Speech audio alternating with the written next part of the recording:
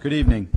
I'd like to welcome everybody to tonight's regular meeting of the Portsmouth Planning Board for August 20th, 2009. And the first item on the agenda is the approval of the minutes. Approval of the minutes from the July 9th, 2009 Planning Board meeting. So moved. Moved. Second. All those in favor? Aye. Any opposed? And the chair votes aye. Approval of the minutes from the July 16th, 2009 Planning Board meeting. So moved. Second. All those in favor? Aye. Any opposed? And the chair votes aye. Item 3, approval of the minutes from the July 23rd, 2009 Planning Board meeting. So moved. Second.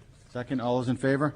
Aye. Any opposed? And the chair votes aye. And the final item for approval of the minutes is the minutes from the August 6th, 2009 Planning Board meeting. So moved. Second. Moved and second. All those in favor? Aye. Any opposed? And the chair votes aye. I'll now read in, we have 2 public hearings on the agenda tonight. I'll read in the first, which is item A, the application of 51 Islington Street LLC owner for property located at 51 Islington Street, wherein site review approval is requested to construct a 4-story, 7,718 square foot residential building and 1 5-story, 11,995 square foot mixed-use building after demolition of the existing building with related paving, utilities, lighting, landscaping, drainage, and associated site improvements. Said property is shown on Assessor Plan 126 as Lot 33 and lies within the Historic District A and Central Business B districts. This application was postponed at the July 16, 2009 Planning Board meeting. The board action in this matter has been deemed to be quasi-judicial in nature. If any person believes any member of the board has a conflict of interest, that issue should be raised at this point or it will be deemed waived. Mr. Chair, I believe I have a conflict of interest and I'm going to be stepping down. Okay, thank you, Mr. Coviello. That being said, who's here tonight on behalf of the applicant? Thank you, Mr. Chairman. Members of the Planning Board, John Chagnon from Ambit Engineering, speaking on behalf of 51 Islington Street LLC. Also here tonight is Jennifer Ramsey, project architect, and we have Rich Verrier from Advanced Drainage Systems, Inc., who is also here if you have any questions about the proposed drainage system. At the board's meeting last month, the board had some concerns about this plan you see before you here, and the developer took those concerns to heart, went back to the drawing board, thought about the project considerably, and decided to make some significant changes in the back half or the northerly side of the project. So what you have before you tonight is not this plan, but this plan. Specifically, the board had some questions about the proposed sequence, building the back building first and potentially leaving the Islington Street building for construction later on. Also, the other significant concern was parking, the amount of parking on the project site.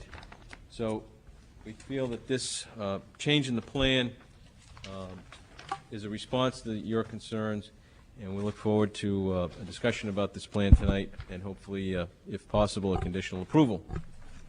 Briefly, I'll go over the changes to the plans and also talk about how these changes impact your concerns which were expressed at last month's meeting.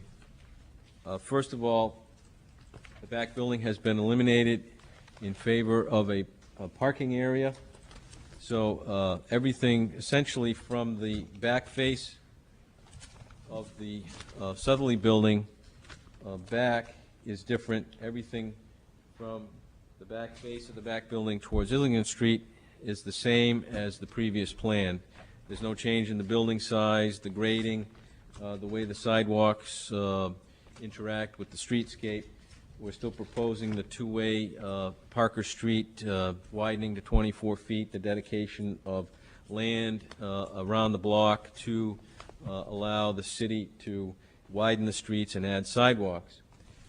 In the back half, what you see is a parking area simply accessed by the 2-way Parker Street with an aisle down the middle, parking spaces on either side, and we've added appropriate exterior parking lot lighting, and that is dark sky friendly lighting which has in your package a foot candle photometric plan. They're 12-foot poles. These are mounted 8 feet high between the first and second floors of the building, and it's just enough to light this area but not to be an intrusion on the neighborhood. Additionally, this landscaping has been revised. We've taken the theme that we established on the Tanner Street side near the building and extended that along Tanner Street. So the plant material here is an extension of this plant material. We've established a new streetscape along Tanner Court with some large street trees, and then interspersed is a fast-growing sort of sedgy rush kind of material that will die back in the winter, so it will not be crushed by the snow. It will then come forth in the spring, grow rapidly, and serve to protect the streetscape from the intrusion of headlights.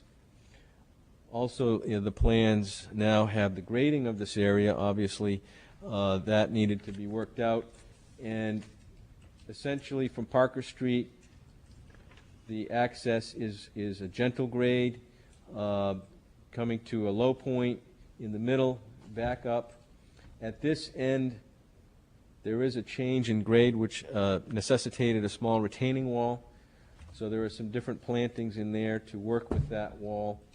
Along Tanner Street, there's a side slope, and you might recall the proposed transformer location. That's been sort of slid and moved into this little pocket, which would have retaining walls around it. And then this is a little stairway which accesses the sidewalk behind the building from Tanner Street. That pretty much sums up the changes to the plans. I'd be glad to go through individual sheets if you have a question about what has changed on those sheets. Hopefully everyone has this packet of material which we submitted, and in that back end of that packet is the facade color rendering, which we did submit. It's the same one that we submitted last month. The lighting plan is now included in that, which shows you the light locations, the fixture, foot candle photometrics, and also earlier in the package are the cut sheets. Those are all dark sky friendly fixtures. The proposed circulation plan is next. We show in that, I forgot to mention one other significant improvement. We widened the Tanner Court curb. There isn't a curb on the north side, but we moved the curb in on the south side of Tanner Court towards the property, so that now that court will have an unobstructed width of 22 feet of pavement. And I think it provides an opportunity for some one-way flow with parking, which would provide a significant amount of parking for the neighborhood on that south side of Tanner Court. We are not proposing, or we're not showing that on this plan. I prepared this street circulation plan and gave you our view of Tanner Court. We think it should go from east to west, but that decision, I think, is best left down the road with the Department of Public Works and the city's transportation committees, and we would propose that that be worked out with the city and traffic and safety and committees like that after our approval. We're dedicating the space, and we'll let you use it as you see fit. The next exhibit at the back end is the site distance plan. That's the same as last month, because we're talking about site distance on Islington Street. And the last one in the back is the landscaping plan color-up, which shows you the landscaped areas that we're specifically counting in our open space calculations. They're shown here in green. Those landscape areas total 8.8% of the lot area. And then the walkways are shown on that in red. They're also shown on red in this drawing. Those areas comprise 12.1% of the lot. So what is classified as open space, which has a 5% requirement, is landscape and walkways in this case, and that totals over 20% of the lot. So we think this is very in keeping with the ordinance and is less dense, obviously, than what we brought you last month, which we felt also met the ordinance. Last month you had a few comments, and I'd like to address those for you with this new design. The board wanted us to provide computations to show compliance with the off-street parking requirements and documentation of the claimed parking threshold. So in that package was a drawing which we had submitted last month. You had that in the package. It's a parking threshold plan. It shows that the existing property, which was the Klein's Furniture building, had what's known as the initial baseline parking of 90.4 spaces. In other words, if you took the use of the building, the square footage, and you divided it by 1 space per 600 square feet, and then added the 16 parking spaces that are on the lot, you would get a parking baseline of 90.4 spaces. The parking requirement for this revised plan, there are 28 residential units at 1.5 spaces, so that's 42 spaces.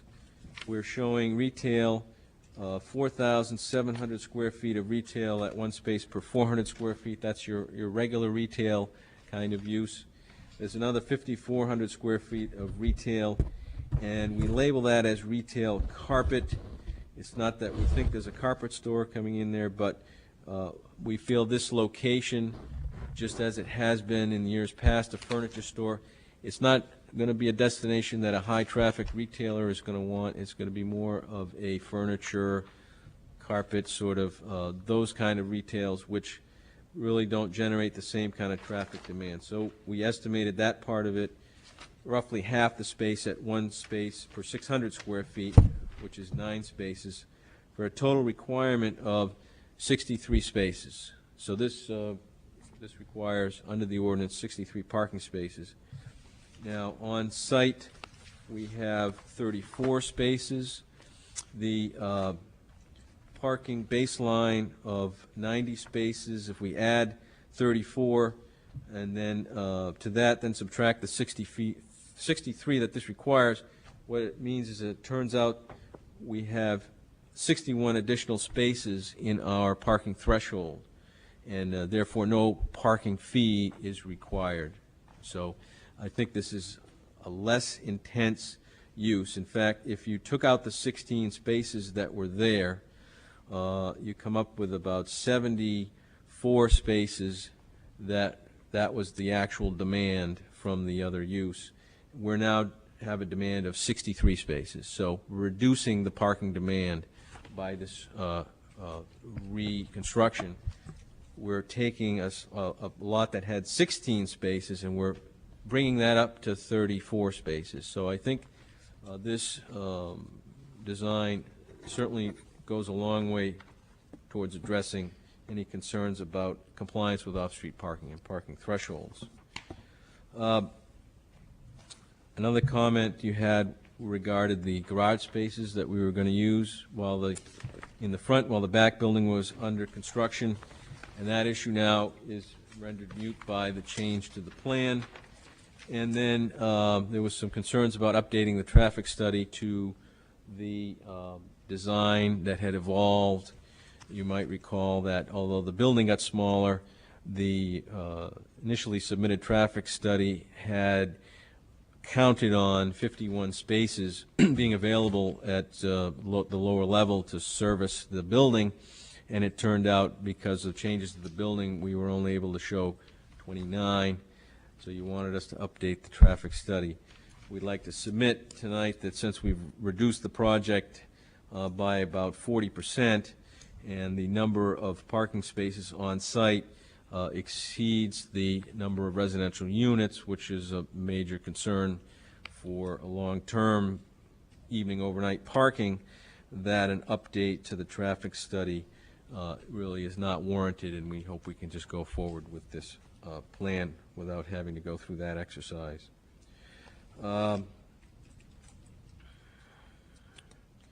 We think that there was some concern about vehicles circulating the neighborhood. We think that that's not going to be a problem. There are more parking spaces than units.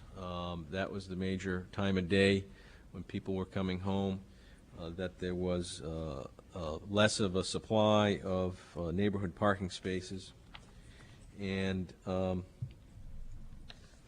other questions about sequencing kind of go away because this will be done in one shot now. There won't be front building, back building, or back building, front building, which was our preferred method of construction.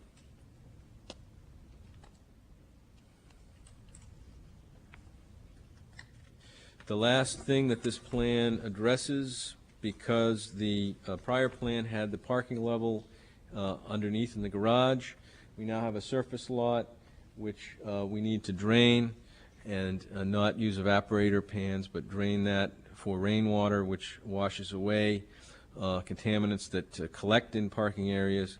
We are providing in this new plan a stormwater water quality unit. I have an example of that here, and Rich would be glad to show you that if you'd like. Essentially, what it is, it's a two-chamber plastic system that as the stormwater enters it, the front chamber is designed to settle out the solids that accumulate, the sands and other materials, and then the water flows over a baffle into the second chamber, which has the baffle on the top side so that oils and other floatables are then captured, and clean water is comes out the other side. So we're going to treat not only the parking area, but a majority of the roof runoff, which really isn't the same level of contamination by any stretch as the parking lot, but we're going to treat all that in this stormwater quality unit. And you have some figures and technical specs in your package to tell you, show you what that unit is. It's an off-the-shelf unit. It's designed to treat a certain area, which is how we sized it up, and there's really not a lot of design work on our end in specifying that unit because it is off the shelf. So given that, I have some brochures I'll pass along.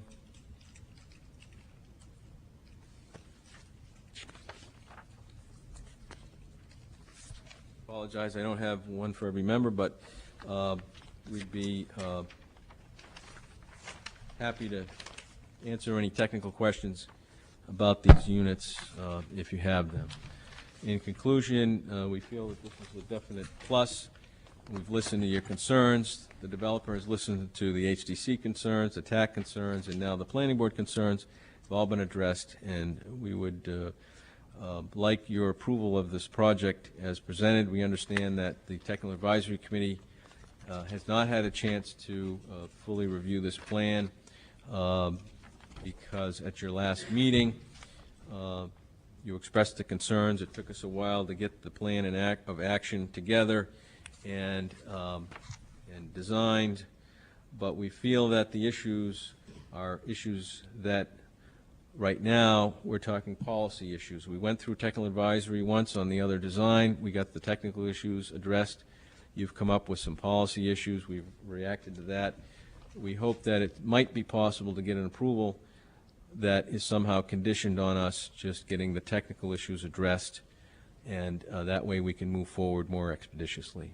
Thank you for your time. I'll answer any questions you have. Questions for the applicant? Mr. Coker.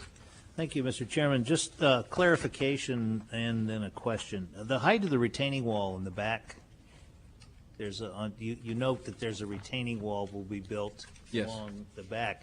What's Yes. the height of that, right there? Right there, it's 4 feet, 4 to 5 feet. Okay. Second question, your hand-core stormwater quality unit has a maintenance, it shows a picture of a truck actually maintaining it, and who does it, and how often is it done? Yeah.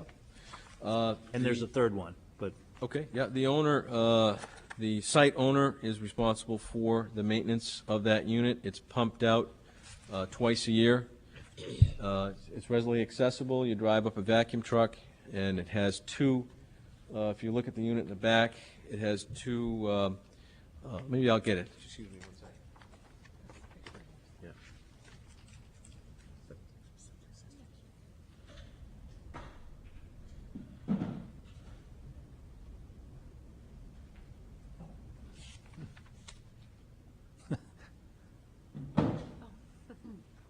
The unit has two compartments. As I mentioned, the front compartment, and this is the solids compartment, that's the floatables compartment, and there's a, I'm assuming that's a scaled-down model. yes, it is. The unit itself is 40 feet long.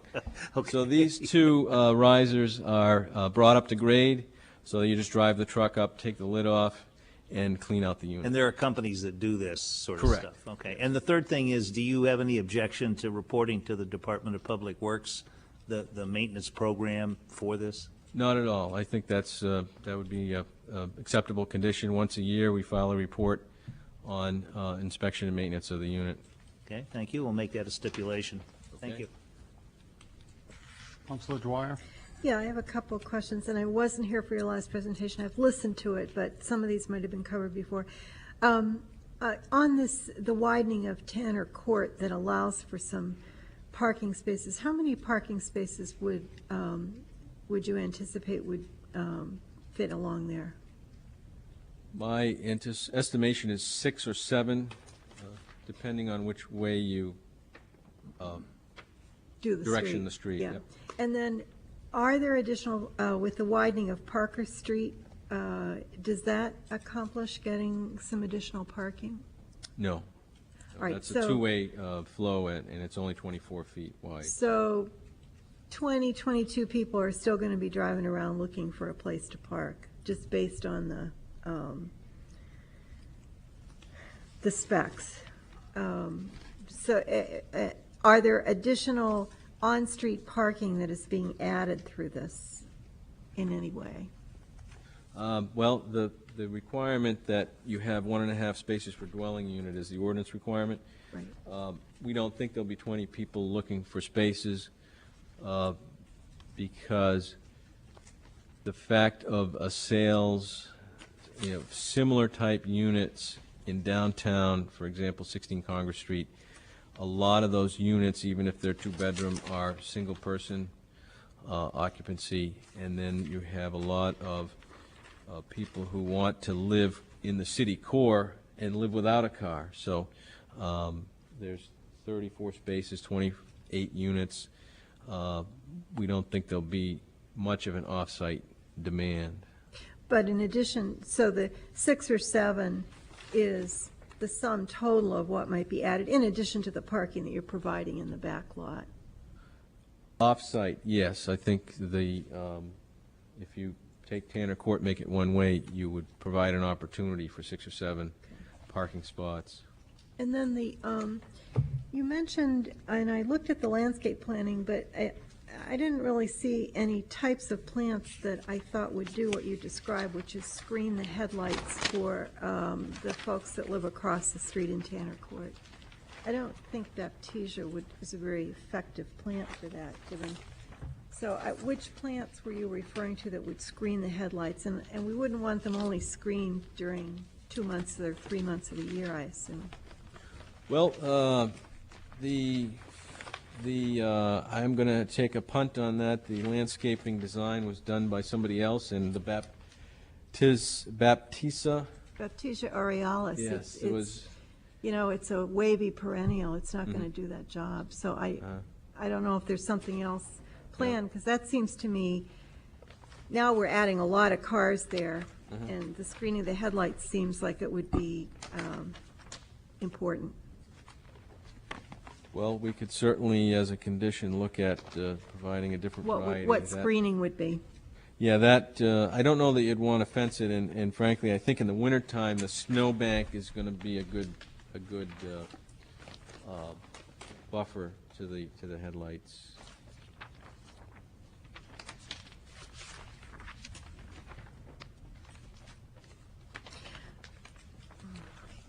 But the snowbank will be on the brick walk? No, I don't believe the city would plow that in the winter. So they would be the street plowing, the Tanner Court would be plowed, and the parking lot would be plowed, and that area would be a snowbank in the winter. The Either from landscape area or the walk area? The city does not plow these streets in the winter. They plow Islington Street sidewalks, but these sidewalks would not be plowed in the winter. So that's the plan for snow storage, is on that walk area? Are you talking about on the building side or the other side? I'm talking on the Tanner Court side. On the Tanner Court side. Well, our snow storage would be in this area here. The developer is also thinking about putting in some, possibly doing a section, this back end of it, with a zone, a heat zone, and you could push the snow to the end and then melt it.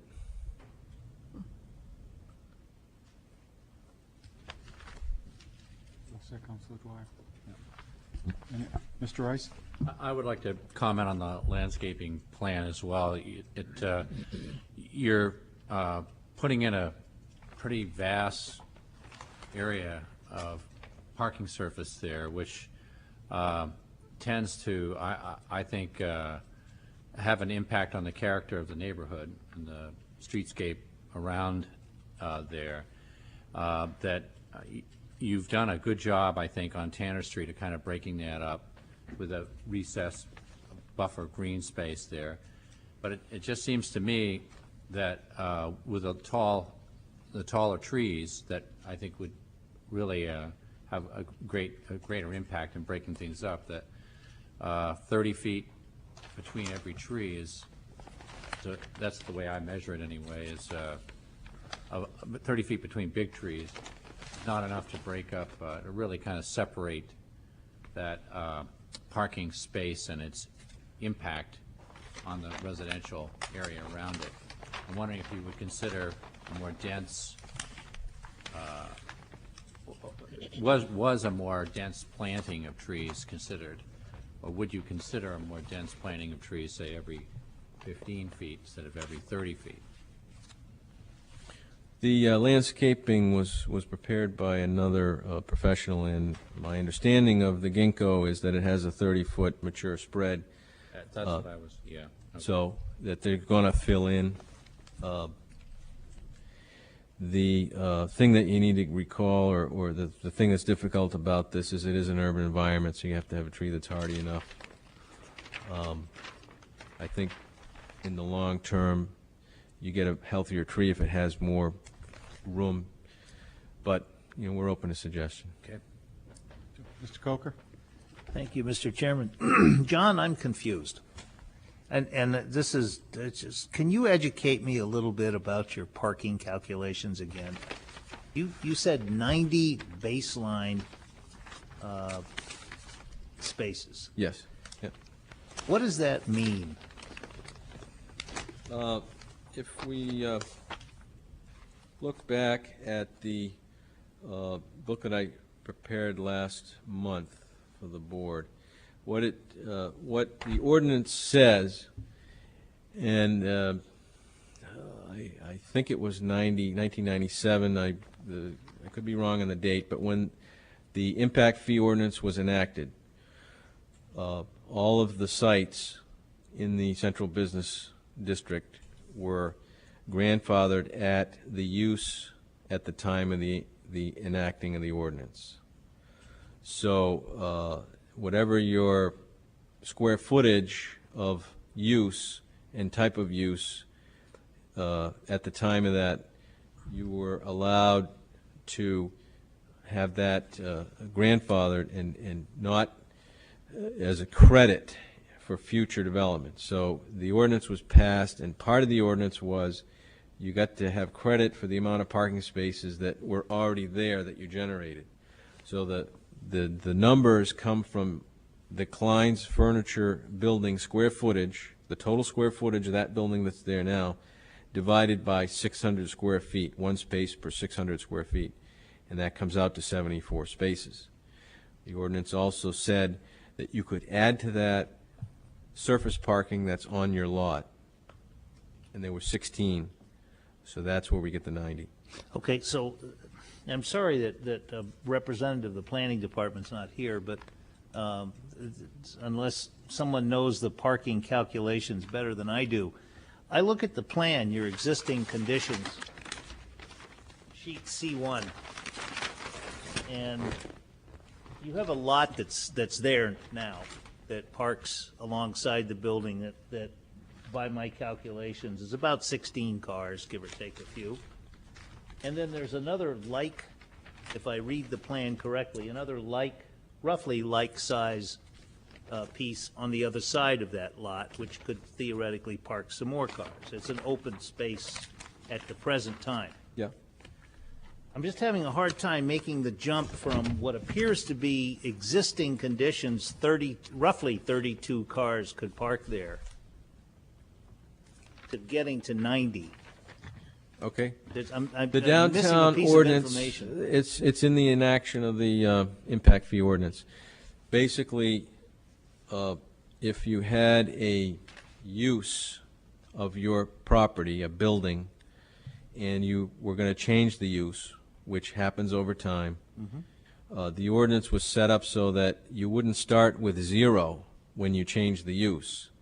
So if you had an office building and you changed it to a restaurant, which required much more parking, then you'd have to pay into the system for that difference. But if you went from an office building to residential use, which required a lot less parking, well, unfortunately, you don't get your money back, but you get a credit. You don't have to pay the fee. So it's it not- recognized that at a certain point in time, there was a certain level of parking that was required by the uses. I wish the planner was here, and I specifically asked him if Donald, he I could think look he at is, this.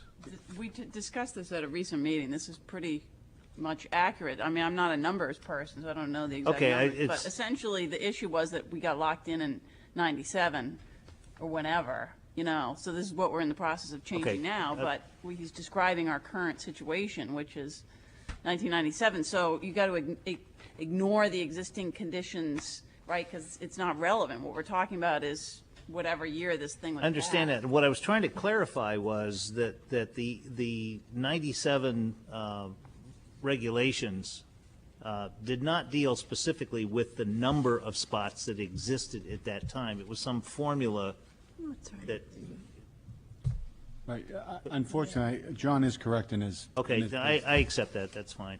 I'm just confused. It is confusing, and it doesn't make sense, but I believe it to be the truth, so. Thank you, John. John, I've just got a couple quick questions. On the stormwater treatment unit that you're putting in the hand core, Yes. is buoyancy an issue with that? No, because the unit is, if you look at the unit here, this is the inlet side, Yeah, that's the outlet side, so it's always full of water. when it's pumped out? When it's pumped out, it's not. So Correct. there's a period of time there that it could Yep. be empty for a while? Yeah. I'm just Yep, asking, yep. stranger things have happened, but you haven't done any test bits out there to know water tables or any of that? No. It is at a relative high point. We did some borings for ledge, but I don't, that was what they were specifically chasing, so. I'm just thinking, if this is empty and it's Yep. 5, 6 feet below grade, you got a big, we've all seen tanks float, I just, Yeah, I have a concern that, I can ask maybe Rich to come up here if he wants to and talk about, they do have pretty easy buoyancy probably have fixes. an anti-flotation collar or something like Yeah. that, I'm Rich Ray, I work for ADS Pipe, even though it Yeah. says Hancore Pipe, it's the same company. Yeah. If you consider the unit itself, it is actually a piece of pipe, which you have conveyance pipe, plastic conveyance pipe, that you see the streets now. Buoyancy calculations can be done to eliminate the problems, but typically you'll have at least 2 feet overburden over the top of the unit, plus the pavement over the top of the unit, so the buoyancy is offset by the overburden on top of the tank itself. Oh, I understand that, but do we know where the water table is? No, I'm not. Oh. I didn't dig any test pits to determine the water table. The other thing is, you asked about pumping it out. The Vector truck will only take the solids out. Typically, they'll get some water in there, but typically they won't empty the tank completely of the water. They won't, or Nope, nope, they'll- typically they won't? Typically, they won't. Okay, it doesn't mean that they won't. Correct. Okay. And believe one of the recommendations in the profile is to fill the tank upon installation anyway, so you offset the buoyancy that way as well. Right, but if we take the typically out and they pump it, it could be empty. Correct. Okay, thank you. Counselor Dwyer? The retail, is the whole first floor retail? Yes. And are the parking spaces open or dedicated? I'm trying to figure out where the retail customers would be okay to park. The retail, there's 3 parking spaces along the front. There are spaces on the Bridge Street lot. There's 15-minute spaces in front of the adjacent block. And there would probably be some spaces on Tanner Court. So general neighborhood So the spaces. parking lot would be dedicated, At least 1 space per unit is per dedicated. unit would be dedicated. Yes. And then where's the loading area for the retail? The loading would be in the front where the parking spaces are. It doesn't have to be dedicated because it's in central business, Okay. so it would be, get there early and in the morning, that part of Islington Street is available. You probably recall the Klein's Furniture taking over the street for their deliveries in the past. You all set, Counselor Dwyer? Yeah. Any other questions for the applicant? No? Thank you. Okay, thank you. I'll now open up the public hearing. If there's anybody in the public that would wish to speak to, for, or against the application, please come to the microphone. And if we could just get your name and address for the record, please. My name's Steve Fowle. I live at 9 Tanner Court, which is approximately here. And after watching this project with some concern for some time, I feel obliged to say that this strikes me as a brilliant effort to reduce the parking impact on that neighborhood. Thank you.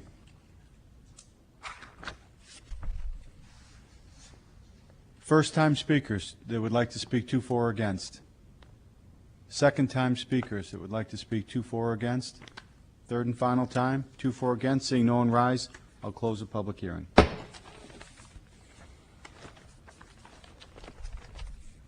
Ms. Geffert.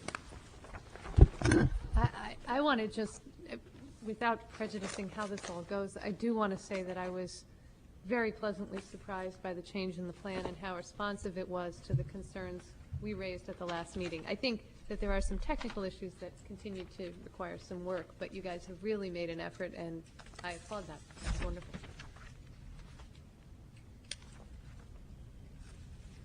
I think we need a motion. Oh, yes. Kick things off. I'm sorry, I forgot that part. So I want to vote to postpone consideration of this application to the September meeting to permit TAC to review the application and make any recommendations. And in that connection, I want to also add a couple of things. I'd like them to look at the stormwater treatment. I'd like them to look at snow removal. I'd like them to look at the landscaping and the buffering of the landscaping towards the Tanner Street side, or Tanner Court side, because the cars don't face Tanner Street. But with that recommendation, I also want to commend this to the TAC. I think that they've gone a long way in addressing our concerns. Okay. Second. Second. Thank you. Discussion on the motion? I too, just for the record, would like to commend the applicant. Very seldom do we hear people listen to what we have to say, and particularly well, it's the facts, but when the neighbor comes up and says, thank you, you did a good job, it seems like a win-win, so with that, I'll call the vote. Mr. Coker? One other, the stipulation, I don't, will it come back for? It will come back to us, yes. Okay. In So we September. don't forget, I'd like to include the stipulation or a notation, however you want to deal with it, about the inspection report to the Department of Public Works, just so we don't forget it when it comes back. Make that comment so it's in the record? Yep. Yep, so, And also for the record, I commend the applicant also for the work. And you're absolutely right. Rarely do people listen to us, and it's gratifying when they do. So, and they should. well, of course. With that being said, I'll call the vote. All those in favor? Aye. Any opposed? And the chair votes aye. Thank you. Thank you. We'll now move on to item B under public hearings. I'll wait for Mr. Coviello. Mr. Chairman, do you think we should save these plans for next month? I think we should. Yeah, if they're There coming may be back. some subtle comments, but my guess is maybe the applicant could just bring them to us in an 8.5 by 11. Okay, thank you. I'll now read in item B under public hearings. The application of J.P. Netto, owner, and Witch Cove Marina Development, LLC applicant, for property located at 187 Wentworth Road, requesting a conditional use permit under Article 6, Section 10-608B of the zoning ordinance to fill 6,730 square feet of wetland area in an undetermined area of wetland buffer area, and to erect a mixed-use commercial/residential structure, all within an inland wetlands protection district and inland wetlands protection district buffer zone. Said property is shown on Assessor Plan 201 as lots 17 and 18 and lies within the waterfront business district. The board action in this matter has been deemed to be quasi-judicial in nature. If any person believes any member of the board has a conflict of interest, that issue should be raised at this point or will be deemed waived. Who's here tonight on behalf of the applicant? Chairman, I'm J.P. Netto, members, and I'm here representing Witch Cove Marina Development LLC, the applicant. I apologize for having to ask the board to postpone our matter to the September meeting, but the Conservation Commission has not completed their review, and understandably so, because they didn't receive sufficient information. But I do have some reduced plans here that I could give each of you and give you a bird's eye view and address it so that you can, have an idea of what is going to be Are they different than the drawings we have in front of us? It's easier to understand, I think. Sure. Because I color-coded it so you can understand the buildings. I think they are. If I can pass those out. Mr. Chairman? Yes. Question, the materials submitted to us show page 1 of 3, 2 of 3. Correct. And if I understand, 3 of 3 was not given to us, or? Correct. There was some discussion. I thought it would be appropriate for us to at least get a cursory review of this, hear it, again, make comments. I don't believe the Conservation Commission is done with this yet, but I just thought it important that this board see it. Okay, I'm assuming by the next time this is heard, we'll have sheet 3 of 3, or? We will have a complete set the next time we see it. Thank you. What happened, Mr. Coker, was when going before the Conservation Commission on August 6th, there was a letter written from the Planning Department that they wanted more information, and we didn't get that until the 10th, and our hearing was on the 12th. We rushed to get plans so that they could, one of it was showing the existing, so those plans showing 2 of 3 and 1 of 2 or whatever was rushed to get them so they could see the existing. So those aren't really complete plans. Okay, thank you. And we changed the plans to try and really bring it down to the bare minimums. And I want to, so if you look at the plan before you, in the right hand with Sagamore Creek, at the top, and you see 2 yellow buildings with red hatch marks through them. Those are existing garage repair buildings, and they're very close to the creek. The right corner building, which also has a red hatch mark in it, is an existing residential building. We're proposing to remove those 3 buildings off the site entirely. And the other yellow building showing an arrow going across the street, that's the mixed-use, an existing mixed-use building, which is retail on the bottom. It's been grandfathered for that, and there's it's a residential building that's existing. Across the street, we need the conditional use approval so that we can put parking. By the way, that building that's being moved across the street, there is an existing building in that spot where the building is being moved to. It's in deteriorated shape, and rather than to try and rebuild a building there, with having a perfectly good building, we'd want to move it over.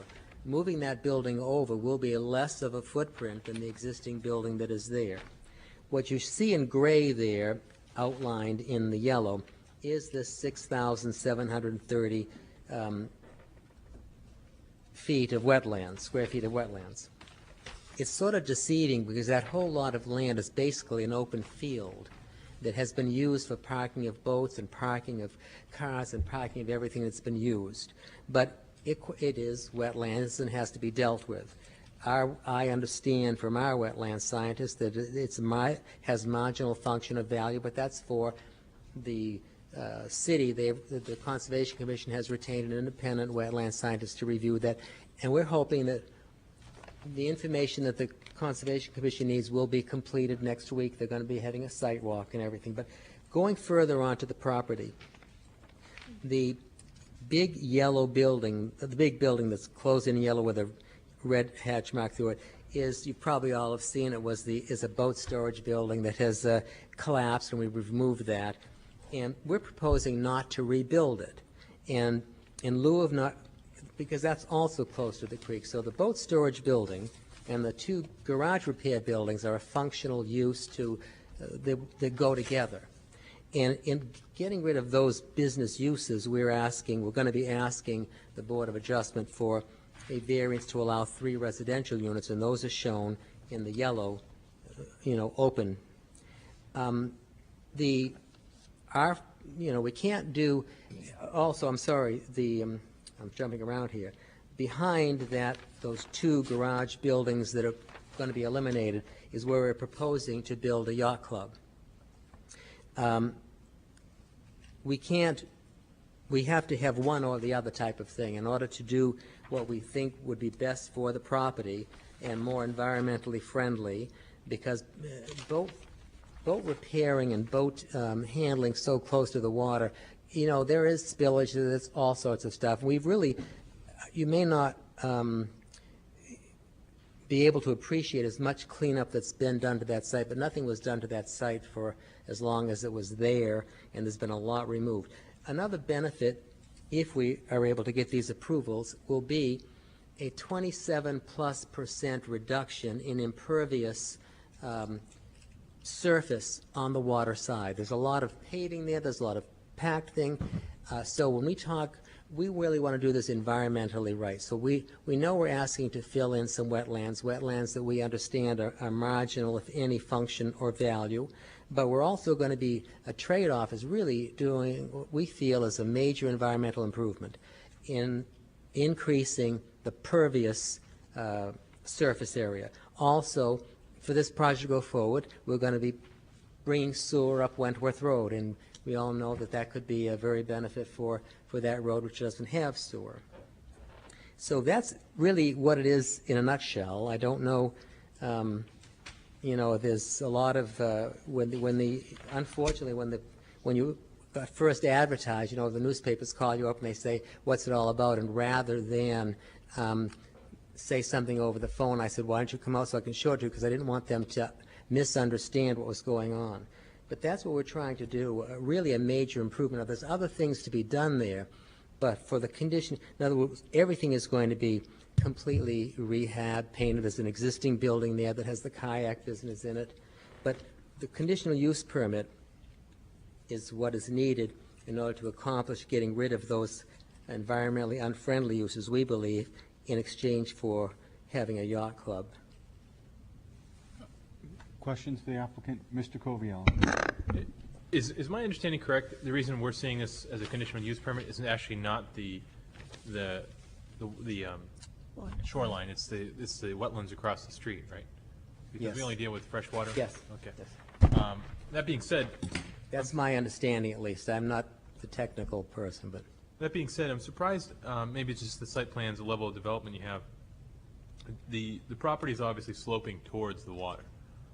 And it seems like you're having, and it looks like you're doing a great improvement to the area, but it seems like there's nothing to stop the water from sheet flow across the parking lot and then entering into the water. The, yes and no.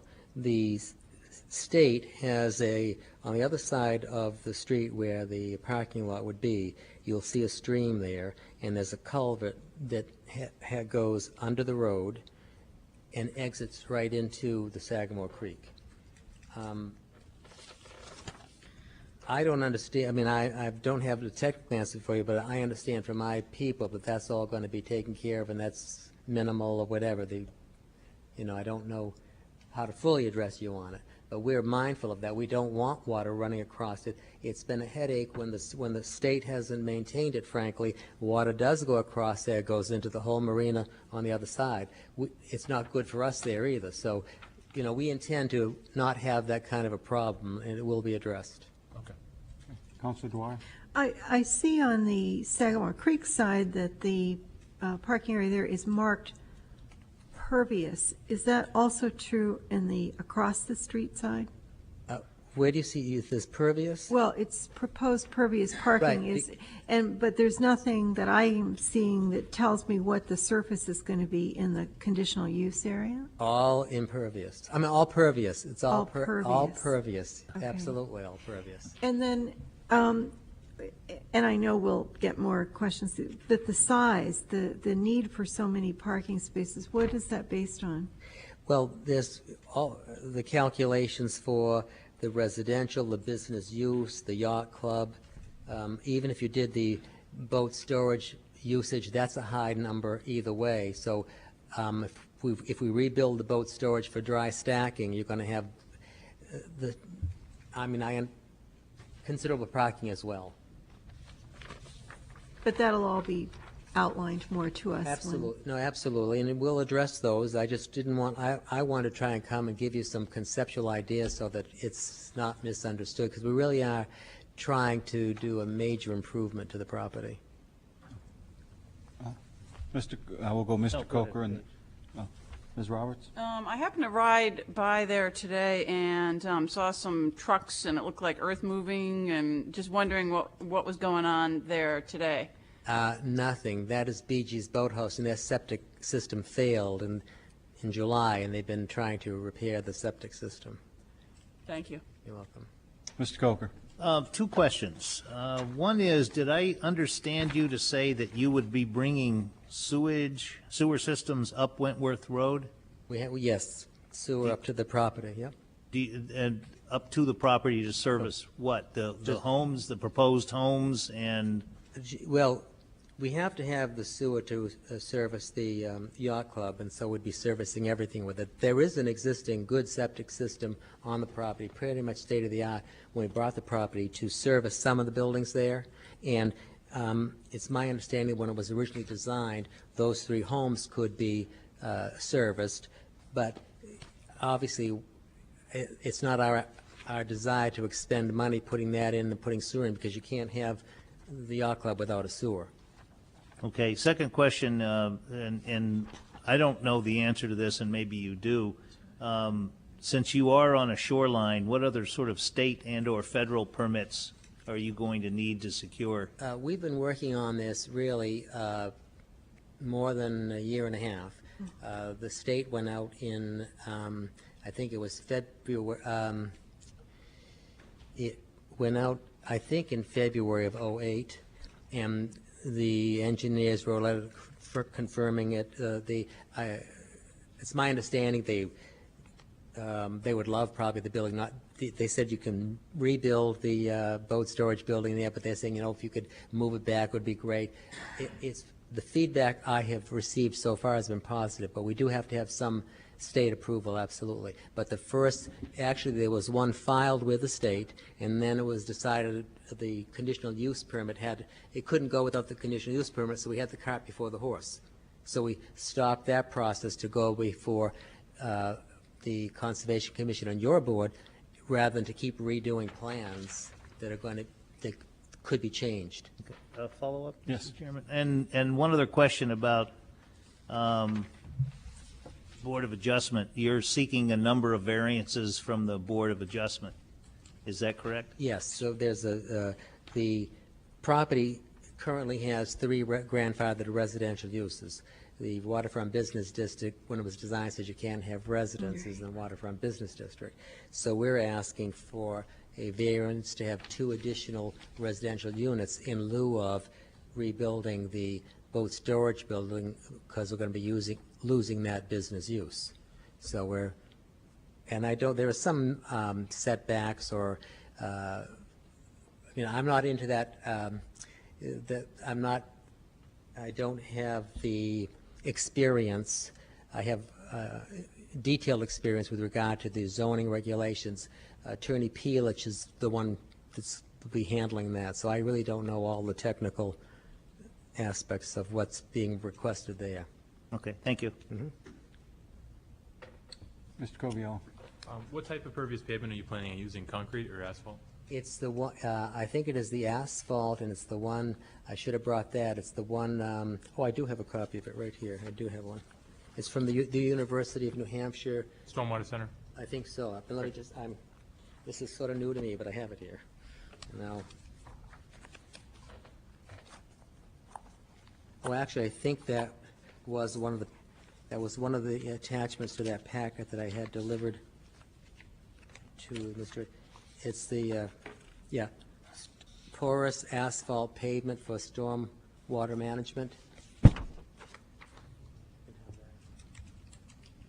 Will you be doing any boat storage on the Sagamore side? No. Do you see any need for? I shouldn't say no. I don't believe there's going to be boat storage, because it depends what develops. It's. Well, and that this is a dialogue, and for you to move forward, and things we're going to be looking at, and to give guidance for the Conservation Commission. I do know that the porous pavement properties change. Pardon me? The style of porous pavement you use, the type, change dependent upon the use. So if you're going to have tractor trailer traffic on porous asphalt, you're going to need a different mix. So if you're going to have a tractor trailer carrying a large boat in that area, that's something that to watch out for. Another thing that I noticed in the plans is there a boundary dispute at all on the eastern edge of the property? It looks like a property line cuts across a abutter's building. Is there something? I'm not a boundary line dispute. I'm asking the question. I see a boundary line, and it appears to cross another building. Are you talking about the little corner one up here to the left of the property? The right side of your paper? The right side? Very right side. It says provide 455 LF of silt fence, linear feet of silt fence, and then there's. I think that's the Bee Gees building. Yeah, looks like BJ's. But isn't that a property line cutting across it, or no? There's no dispute that I'm aware of. There I might just have thought it been was one. Yeah. I thought it was the department's policies to try to resolve these things. I would say it's site review. If that came before us, we could address it then. Okay. Yeah. All right, that's for the extent of my questions for now. I wish you could see on the plan how much impervious surface there is. It isn't shown here, but I do want to stress one aspect that I learned through the process was the benefit of doing this as well is a 27% reduction in the impervious surface on the Sagamore Creek side. Any other questions? I don't want a response. I'm just going to tell you what my concerns are so that if you play the tape back, you'll know.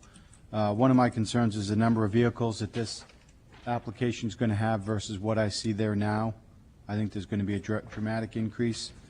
I've got serious concerns about the pervious pavement that you're proposing, where I bet your groundwater is probably a foot or two below what's there.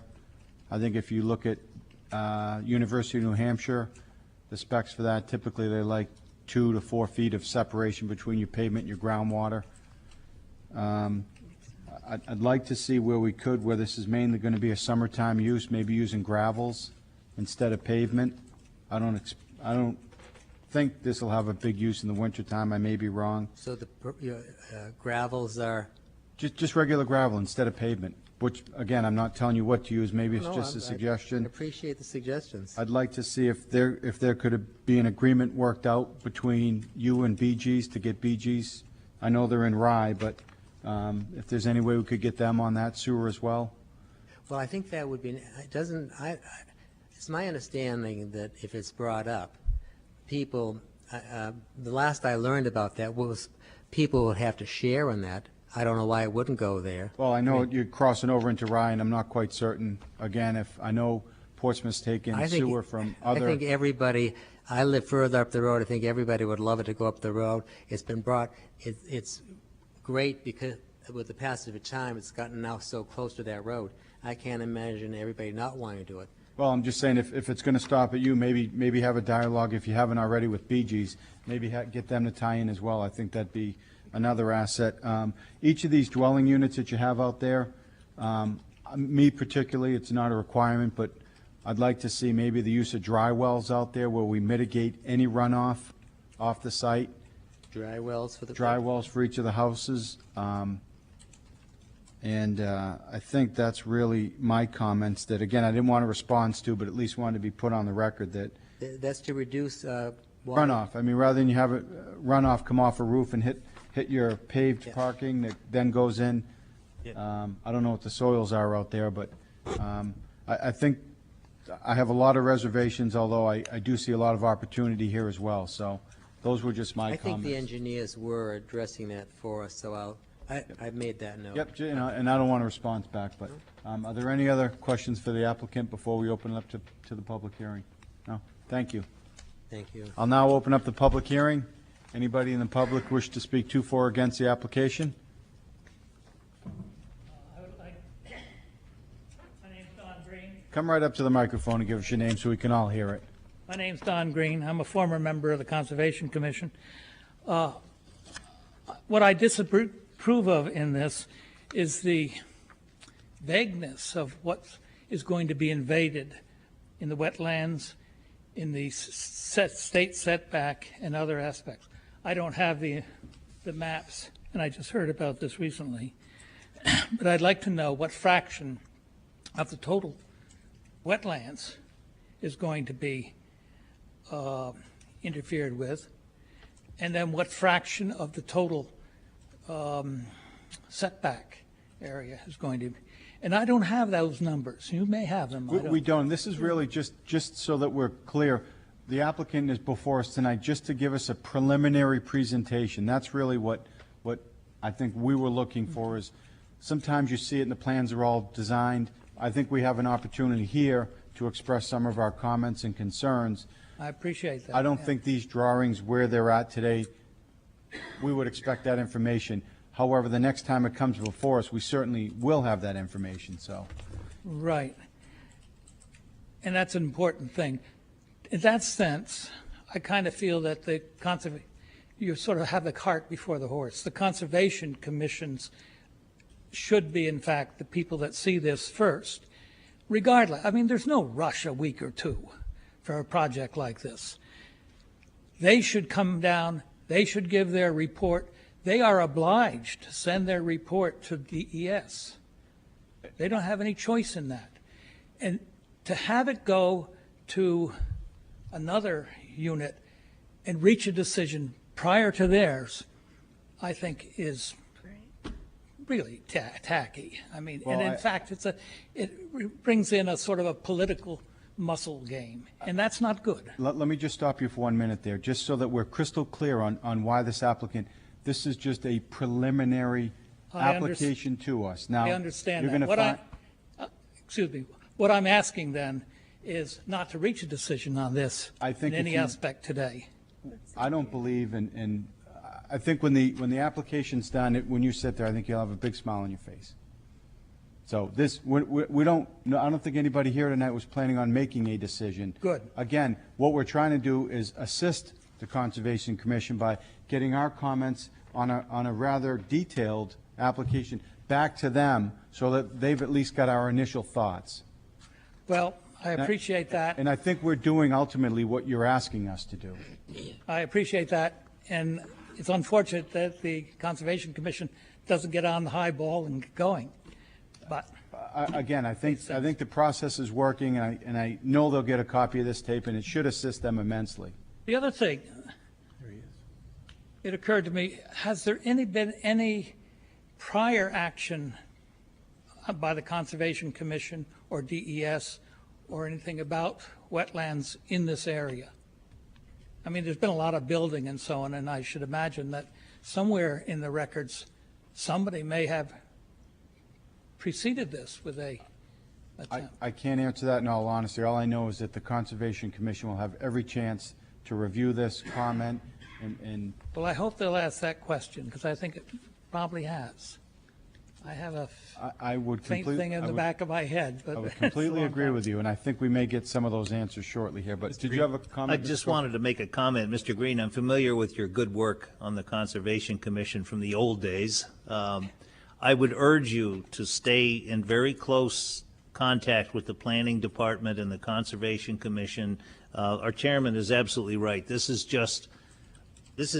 sort of like a, hey, guys, this is what I'm thinking of doing. What do you think? Do you see anything that jumps out at you? And the Conservation Commission is doing what they're expected to do, and they are actually getting more information at this point. So, but please, I urge you to stay with your ear to the ground and watch the process and listen to the process, because this I one may has a... probably have the opportunity to do that, but I have always been a kind of a conservative, and if there's an order of sequence of things that should be followed, I believe there's a reason Well, for there's that. not going to be any action tonight at all, other than just say thank you to the applicant, and then everybody will do their work. So, Okay, thank thanks. you very much. Thank you. Mr. Green, I'm sure Mrs. Tillman would love your address. I tried. Jane, sorry, I was thinking. Please, absolutely. May I continue that conversation? I'm James Harrigan. I'm the vice chairman of the Conservation Commission. I'm not here to speak on the merits of the proposal, for or against. I would just like to bring you all up to date on where we are on this proposal, because I know we've been criticized now and then in the past, but this one is really not our fault. Let me try to explain to you my viewpoint of what has transpired so far. Originally, the Witches Cove group requested an expedited application for this proposal. I guess you all know what that means. Given its complexity, that request was not granted, and they had a hearing. At that hearing, one consultant came and spoke to us, and he spoke to us about Phase A of the plan, which was on the northerly side of Wentworth Road, the yacht club and residential homes and so forth. We asked repeatedly what was Phase B, and he was either unable to tell us or unwilling, I don't know which, but we never did find out what Phase B was. But we did at that time recommend that the proposal not be approved, in part because of lack of information. And of course, it is a proposal which is largely within the 100-foot shoreline buffer zone. So that was the beginning of it. We did get a letter delivered to each of us personally from Witches Cove, giving us a new version of Phase A, which there was indicated that somehow this was making a trade-off with us or meeting some requests that we had made, but there was now another residential home included, which was surprising, but we never did deliberate on that. We had already voted down the previous version of it. Then I thought that was the end of it, but then suddenly we had a conditional use permit request, which I guess now must have been Phase B, And we did discuss that at our meeting last week. The Witches Cove people also brought in a brand-new set of materials, which we haven't had time to read. I have not looked at them. I don't know what they are, but I presume they involve not only the parking lot, but also the development on the other side of the road. But we had not even a hint that there was going to be a parking lot on the other side of the road in the wetlands. Now, I know that there's a difference between the wetlands, or the shoreline issue for one part of the project and a conditional use permit for the parking lot. But from our standpoint, conservation standpoint, it's all one project. It's one piece. These things all interconnect with each other from a conservation standpoint. For example, there's a stream that flows through the site that's being proposed for the large parking lot, which then somehow flows underneath, I guess, where the yacht club's being proposed. So we said, fine. There were two consultants there, and we granted them the courtesy of presenting the new materials, although we had no time to read them, so it was essentially a presentation. But we have many concerns. In fact, we've raised some of the questions that you were raising tonight, but we've never really had a chance to analyze this project in its entirety or in its final version. This thing's been a changing target all along. Each time we get a version, it's changed. I'll give you one example. I asked about surge, and I was told it was going to be the existing leach field, which is about 20 feet by 25 feet for 5 residential homes, a yacht club, and so forth. I mean, that clearly was absurd. Well, tonight I learned now they're going to bring in a sewer line, but this is things sort of just keep getting added on. I would plead with you, give us a chance to look at the final version, whatever that's going to be. Don't rush this thing. We table it. We're going to meet presumably to discuss it next month, but there's no guarantee of that because we have requested that a independent wetlands scientist appraise the value of the wetlands on the southerly side of Wentworth Road. I see no reason for this thing to be rushed because it seems to me that it's something that's been developed as it goes along. But in any event, that's where we are. We're going to go through it again, raise many of the questions you're all raising here tonight, but give us a chance to look at it. Don't move another step on this thing until we've looked at all the conservation issues. And Mr. Court, just to be, again, crystal clear, and I want to be, Yeah. I think the purpose of tonight was not to push it along, but to give you more ammo, a different perspective.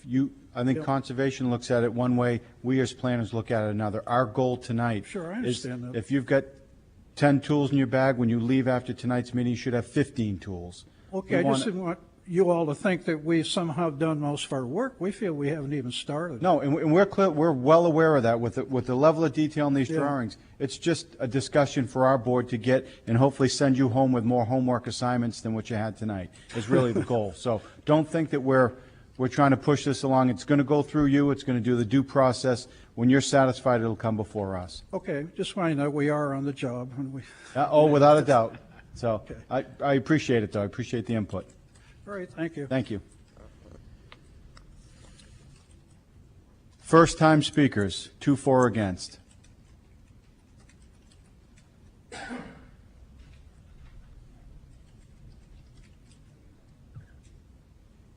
My name is Dennis Graves. I own BG's Boathouse. I have a few concerns with the project. Mr. Covillo mentioned the water runoff from the proposed parking area.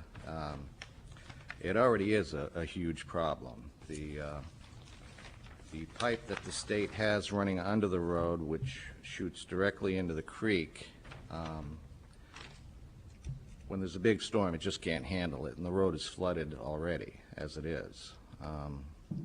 That's a concern of mine. Let me just say that, I'm sure you all know this, that boatyards are notorious for pollutants in soils, waters, runoff into the creek. I know that the proposed parking area used to be boat storage, junk car storage, truck storage. There was a barge there at one time for several years. I'm concerned that there may be pollutants in the soils that will ultimately just be covered up by fill if this is ever granted, and just left there to eventually run off into the water, which they may be doing already. And I'm not sure if there's a system in place that actually requires a testing of soils prior to landfill or construction. You know, back in the day, people would scrape their boats. Lead paints would just, you know, nobody thought about cleaning it up or picking it up or changing their oil, you know, things like that, battery disposal. So I have concerns about that, and I just wanted to bring them to your attention. And however, I would love to have sewer at BG's Boathouse. Good. City sewer. That's good to hear, so thank you for your comments, too. You're welcome.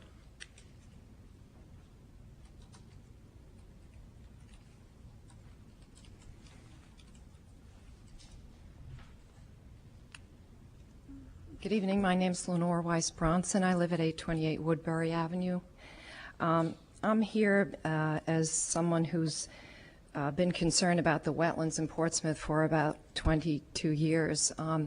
And I just wanted to talk a bit about the history that might, of the wetlands setback that might be helpful here. Oh gosh, I have to think. I think it was 10 years ago on Echo Ave, on actually what is now Hooley Way. There was an applicant that actually received approval to fill in wetlands and create a housing development on 4 acres of wetlands. This has impacted the neighborhood. I won't go into the details. At that point, because of the visibility and the importance, the significance of that particular case and its impact, the wetland setback was increased from 75 feet to 100 feet. And when I listened to all of this, and without seeing, of course, what you have in front of you and so forth, and listening to the various stages of this and the additions and subtractions and so forth, all I can think of is the more complicated we keep this, the more the public will not understand it, and the more the wetlands, the very straightforward issue of the 100-foot wetland setback will be disregarded or in some way considered insignificant in this whole thing. And as a non-scientist, a layperson who just looks at this very simply, if we are not going to enforce the 100-foot wetland setback in this case, which actually is a request to fill in about 1/7 of an acre of land, fill in, actually, destroy wetlands, basically, and then also an undetermined area of wetland buffer area. I mean, this is not only violating the 100-foot setback requirement, it's actually, I mean, it's just so over the top. To me, it's such a no-brainer. I would just say to any applicant, whoever they were, we have a wetland setback, and maybe a few feet here or there, but no, you cannot fill in about 7,000 square feet of wetlands. As far as giving wetlands a value, this is something that's quite recent, which was not the case, as I recall, about 8 or 9 years ago, when the wetland setback was increased to 100 feet. Now we have people determining the value of wetlands. This is something that's inconceivable to me, because how do we determine how important certain bits of nature are at this point? And I mean, in 50, 100 years, there'll be other criteria. Wetlands are not to be violated. They're not to be filled in. They're not to be destroyed. We've done enough of that in Portsmouth and throughout this country, and we've seen the consequences. They're so blatant. And I just hate for us to continue to chomp away, take one grape at a time, as Mr. Laughlin, the attorney who wrote the land use laws for the state of New Hampshire, has compared. He uses the metaphor of a bunch of grapes. And if you keep taking one grape when you're in the supermarket, sneaking one grape, that's fine. But if you go in and take, eventually then, if enough people do it, a whole bunch of grapes, or all the grapes will be gone, where do you stop? And this is, and as far as pervious and impervious, my understanding is when something is pervious, then of course the water, if the surface is pervious, the water goes down into the ground. The water isn't clean because the surface is pervious. It isn't suddenly clean water going into the ground. It's polluted water, in this case very polluted water, going into the ground rather than running off. It's still going into the ground at some point, or into the creek and into the Piscataqua and into the Atlantic Ocean. So as the scientists here have said, this is all connected, and we have to think in those terms, and I hope that we do. And as far as I'm concerned, I don't care what order things are done in, whether the Conservation Commission, which is not a binding decision anyway, gives their approval first or whatever. The bottom line is, do we do the right thing? And I certainly hope that you do it. And I also would ask that you look at the application that was put in about 8 or 9 years ago for this property, a very similar project which was denied. So I would hope that that will be reviewed before you make your decision too. Thank you. Thank you. I'll call other first-time speakers, 2 for or against. Seeing no one rise, I'll call second-time speakers, 2 for or against. Don't want to take too much of your time, but I do. Well, Witch Cove wants your trust, and I don't know if Mr. Horrigan was here when I began, but I made it clear that we had already requested that it be postponed, that the Conservation Commission did not have enough materials, and it wasn't the Conservation Commission's fault. They didn't have the materials. It's not being rushed, but I want to explain what he's mentioned to you. Initially, we rely on our advisors, and they filed with the state. I touched upon it with you back in 2008. The plan, I don't know why it was asked to be expedited, but back then, if you look at your plans again, the proposal was to move the 2 buildings that are existing close to the road, residences, down to the far end where the 3 buildings are, and rebuild the boat storage building. When there was a site walk, some members of the Conservation Commission were there. There was talk about how nice it would be not to rebuild the building. The state was moving it back, and then we got to thinking, gee, maybe we could do something and have everybody happy and not rebuild that building. So we changed the plans. It's been a work in process, but I don't want you to think we're trying to rush this anyway. And you know that we said postpone next month. And if the Conservation Commission isn't satisfied next month, then it's going to be put off. But I don't want a misimpression of how this has happened at all. Oh, and I don't think that's the case. And I think we're here again just as a preliminary review. And I appreciate the time that you've given us for a preliminary review, frankly. You know, we asked for postponement. I think it serves everybody well, but this hasn't been anything clandestine at all. No, I don't think that's the case at all. So, thank you. Thank you. I just had an observation, if I may, Mr. Does it need to come now? Can we get through the public hearing? Go ahead. All right. Second-time speakers, 2 for or against. I'll call third and final time speakers, 2 for or against the application. Seeing no one rise, I'll now close the public hearing. I apologize, Mr. Coker, but I wanted to get that done, and then... Apology needed. I think it's... I'm going to play the elder statesman here. I was on the motion. Oh no, I'm just going to make an observation. Oh, okay. And then I could make a motion. Yeah. We don't. Thank you. I was here when this 9, 10 years ago. The late Joe Sawtell brought an application in front of this board to a similar proposal. Unfortunately, Mr. Sawtell passed away before it was completed, but at the time, and I think this is for others too, the approach was a little bit different.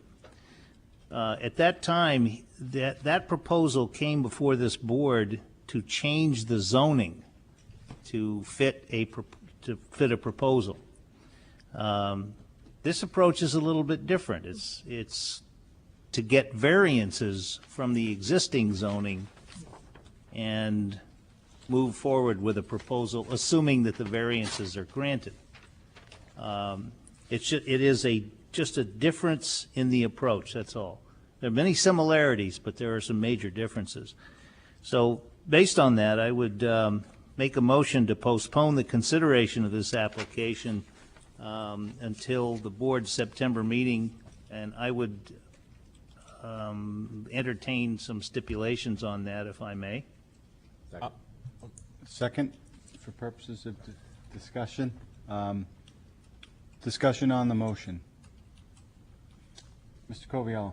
As long as we're making observations, I sort of feel like no good deed goes unpunished in this applicant, because I think, and my observation is that we have a new planning director.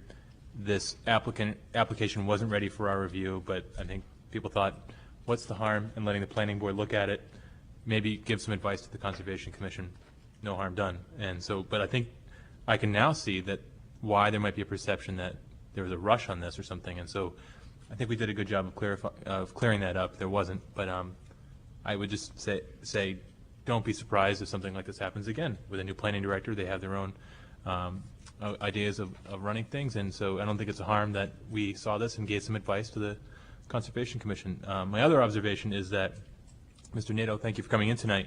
I see that you wanted this postponed, and so you probably didn't want to spend a lot of money on having your consultants come with you, but I advise you in the future, if you have consultants, bring them, because we will have a lot of technical questions that you weren't obviously ready to answer tonight, and that's fine. That's why you have consultants. So those are my two observations, but I'll be supporting the motion to postpone. Ms. Geffert?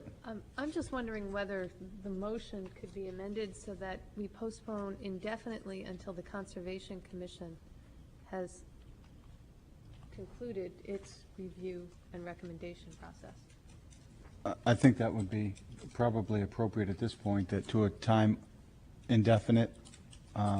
If that is procedurally accurate and we can do that, I would have no objection to that. I think that would be the correct way, because if it doesn't get through conservation, then next month we're going to be doing the same thing. So okay. I'd rather not have to re-advertise it, but. Maker of the motion has no problem with it at all. May I add a stipulation to my own motion? Is that possible to do? You can. I really would like to see the minutes from the Conservation Commission as part of our packet next month. Or when they finish their work, I would like to see the detailed discussions that they had with the applicant and the applicant's representatives. Okay. Any other further discussion on the motion? Could I ask you a question? Indefinite, how do we get it back on? I'll now call the vote. All those in favor? Aye. Aye. Any opposed? And the chair votes aye. When the Conservation Commission acts on it, and they send their recommendations to us, at that point it'll be on the agenda. So the other thing I just wanted to bring up and beat to death, if it hasn't already, is that I actually like this format of informally reviewing an application. In my opinion, that's as critical as this, that I think arms the Conservation Commission with more information, that ultimately when it comes to us from the Conservation Commission, at that point, it's almost like we don't have any say as to give you our initial first guess or first pass at it. So I actually like this process, and I hope you guys embrace it and look at it as something good, not that we're trying to rush it, but yet trying to arm you with, again, more tools in your bag. So. And one other observation, just for the record, if I recall the name J.P. Nato, you are an attorney, is that correct? Okay, so you have Bernie Pelich doing the zoning part of it, and okay. Just statement of fact. Thank you. We have two attorneys on this. Thank you. Thank you. Thank you. We appreciate you coming in, and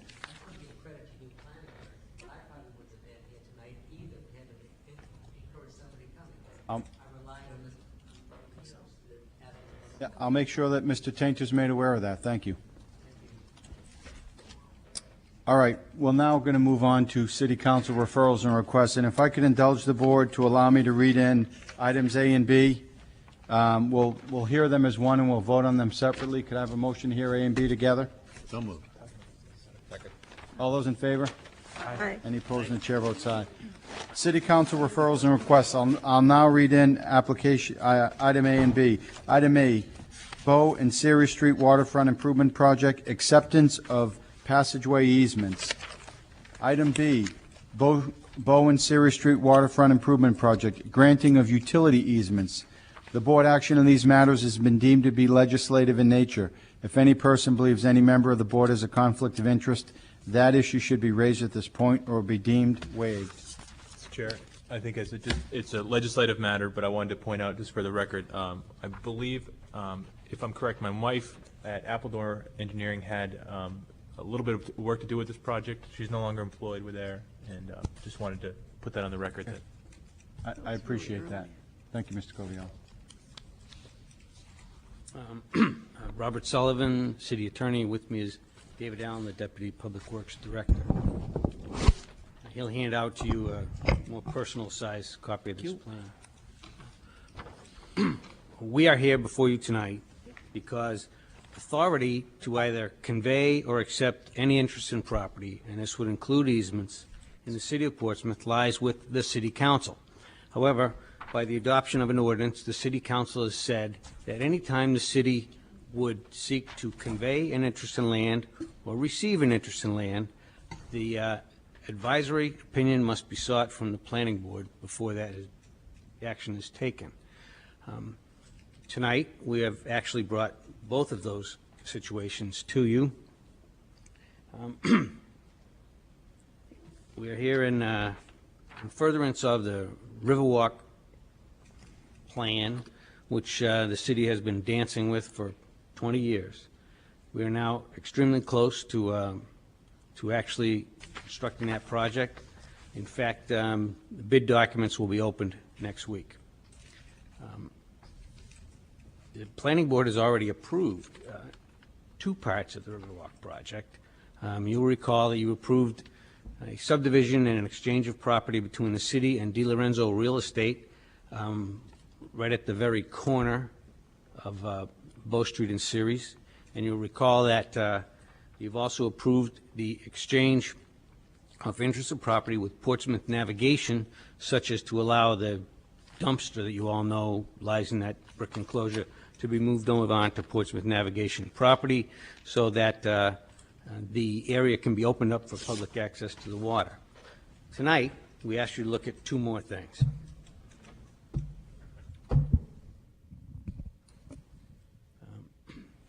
The first. You're on. Yeah, I think you got it, Bob. Hello? Yep. Right. The first thing that we would ask you to look at on this plan is, as you come in from Ceres Street, you'll see an area described as proposed 10-foot utility easement across City of Portsmouth land. In that area, if the City Council chooses to grant these easements after you've offered your recommendation, in that area would lie utilities serving these properties further down the riverfront walkway, the Blaylock property, et cetera, et cetera. Some of these properties actually already have utilities, sewer and water in this area, but it's in an undefined way and actually without prior approval of the city. So with this easement, the city would be able to organize sewer, water, and natural gas and bring them into a defined corridor. So we would ask you to authorize the City Council, as they deem necessary, to convey easements in this area. Now, up here, the part of this area that's marked variously by crosshatches and X's and, you know, dotted lines and everything else, those are areas in which the city seeks to acquire from all these property owners, Di Lorenzo Real Estate, Blaylock, R&L, and Philip H. Hodson Revocable Trust. In that area, the city seeks to acquire easements from those people, and the area acquired by easement will be where the Riverwalk will be constructed. It's really as simple as that. Given the support which the planning board has shown for this project in the past, I really think this is a routine matter, and I ask for your approval of both the acceptance and the conveyance of easements as shown on this plan. Any questions for Attorney Sullivan? Mr. Coker? Have these already been agreed to by the property owners? No. Okay, so when you say the conveyance, how do you, I'm confused as to the method of conveyance. Is it being purchased? Is it be taken by eminent domain? Well, the city has maintained a policy throughout of not utilizing eminent domain for the Riverwalk. We have been in contact with all these property owners, and there's been numerous discussions about this, but the final agreements have not been reached. We are meeting with the property owners next Monday for that purpose. It would be, I mean, it's necessary before the city council can accept any agreement that is reached with the property owners. It's necessary that the planning board offer its recommendations, and that's what we're seeking tonight. Okay, I guess I'm just a little confused as to our recommendation for something that hasn't happened yet and may not happen. Is that correct? I mean, what, Correct. just for the That's sake of correct. That's discussion, correct. what would happen if a property owner says, I don't think so? Then the Riverwalk will not be built. Okay, so this is basically just giving the go-ahead, so to speak. Yes. Okay, thank you. Correct to say, Bob, without this recommendation, it doesn't go forward regardless, correct? That's true. The city council needs to have a recommendation from the planning board To continue on with. continue on. Okay. So, Councilor Dwyer? I'm just a little concerned about terminology. We're not really talking about the Riverwalk the way people had originally thought about the Riverwalk when you use that term. Right, the project- These are passageway easements. I think, The project has dramatically changed over the years. At one time, the Riverwalk project was going to go from Ceres Street around Bow Street and actually try and connect to Prescott Park. right, but, and the city isn't, acquiring land on which to build something here. This is an easement, Easements on which to build things. but, But all that's going to be built is the walkway. right. Okay. Mr. Coviello? Perhaps my questioning will get to the heart of what you're trying to go after. Right now, if you were walking in that alleyway, it's almost you're discouraged. I think the restaurants would rather not pedestrians to try to enter the furthest property through that alleyway. They want you to go through the buildings.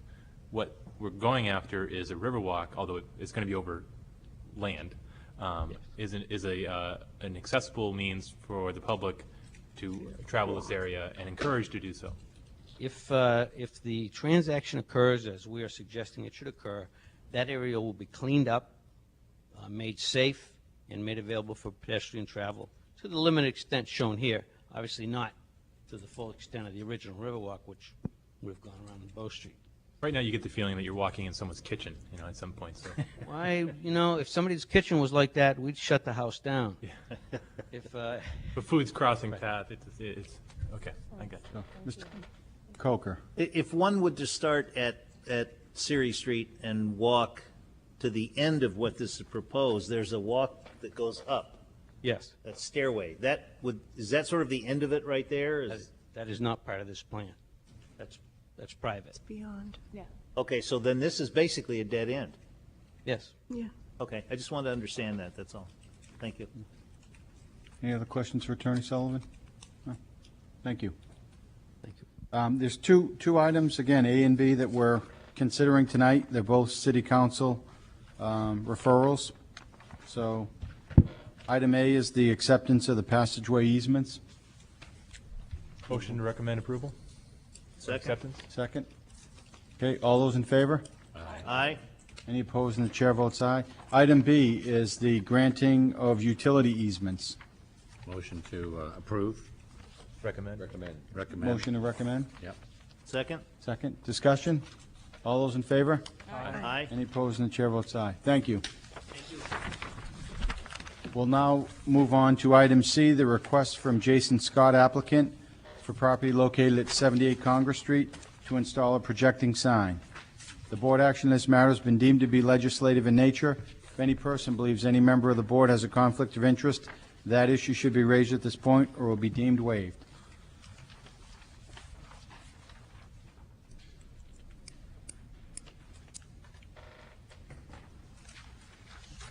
I think there's information in our packets on that if we need to go through that. If not,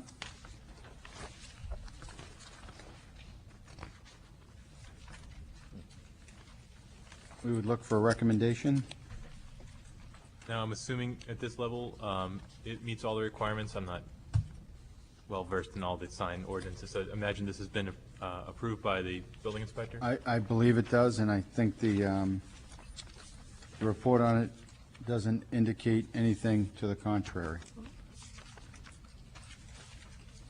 Motion to recommend approval. Second.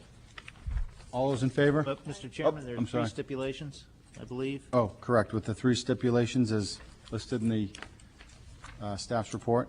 Okay, thank you. Okay, with the 3 stipulations, all those, Yes. okay, all those in favor? Aye. Any opposed, and the chair votes aye. We'll move on to item D, the request from Benjamin Nutter Architects applicant for property located at 10 Commercial Alley, Suite 3, to install a projecting sign. The board action in this matter has been deemed to be legislative in nature. If any person believes any member of the board has a conflict of interest, that issue should be raised at this point or it will be deemed waived. And again, the staff report recommends to vote to recommend approval with the 3 stipulations. So moved. Second. Second, all those in favor? Aye. Any opposed, and the chair votes aye. Moving on to item E, the request from Samantha Finnegan and Whitney Swafield applicants for property located at 206 Market Street to install a projecting sign. The board action in this matter has been deemed to be legislative in nature. If any person believes any member of the board has a conflict of interest, that issue should be raised at this point or will be deemed waived. Based on the staff's recommendation is to vote to recommend approval of the revocable municipal license, subject to the 3 conditions listed. So moved. Second. Moved and second. All those in favor?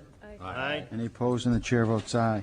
We'll now move on to item F, the request from Ted Mountzuris of the Page applicant for property located at 172 Hanover Street to install a projecting sign. The board action in this matter has been deemed to be legislative in nature. If any person believes any member of the board has a conflict of interest, that issue should be raised at this point or will be deemed waived. In reading the staff report, the request was received by the Planning Department on July 31st, 2009, permission being sought to install an internally illuminated projecting sign. And I believe the staff's recommendation is to vote to recommend against approval of a license unless and until the Board of Adjustment grants a variance to allow the aggregate sign area to exceed the maximum for the lot, and 2, to recommend that if a license is approved, the projecting sign may only be illuminated with external illumination. So that's the staff's recommendation. So moved. Second. Seconded. All those in favor? Aye. Any opposed? And the chair votes aye.